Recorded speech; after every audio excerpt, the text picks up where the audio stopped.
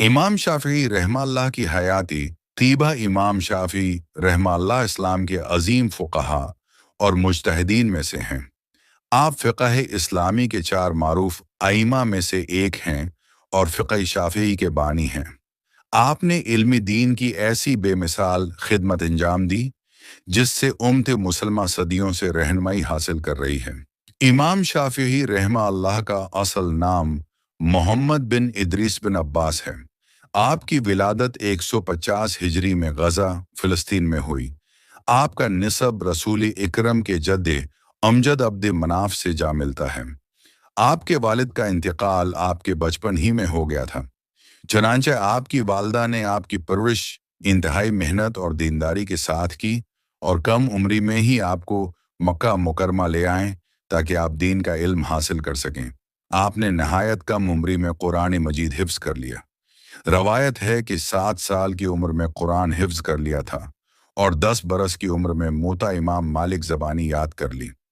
مکہ مکرمہ میں آپ نے جلیل القدر علماء سے علم حاصل کیا، پھر مدینہ منورہ جا کر امام مالک رحمہ اللہ سے براہ راست علم حدیث و فقہ حاصل کیا اور طویل عرصہ ان کی صحبت میں رہے۔ امام شافعی رحمہ اللہ نہ صرف فقیہ تھے بلکہ آپ عربی زبان و ادب، شعر و بلاغت اور حدیث کے بھی امام تھے۔ آپ نے فقہ میں قرآن، سند، اجماع اور قیاس کو مضبوط بنیادوں کے ساتھ منظم انداز میں پیش کیا۔ علم اصول فقہ کو باقاعدہ ایک مستقل علم کی حیثیت دینے کا سہرا بھی امام شافعی رحمہ اللہ کے سر ہے۔ آپ کی مشہور کتاب الرسالہ اصول فقہ کی پہلی باقاعدہ تصنیف مانی جاتی ہے۔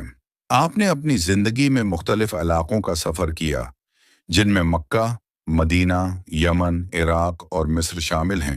مصر میں قیام کے دوران آپ نے اپنے بعض فقہی آراء پر نظر ثانی کی جسے قول قدیم اور قول جدید کے نام سے جانا جاتا ہے۔ یہ آپ کی علمی دیانت اور حق پسندی کی عالی مثال ہے۔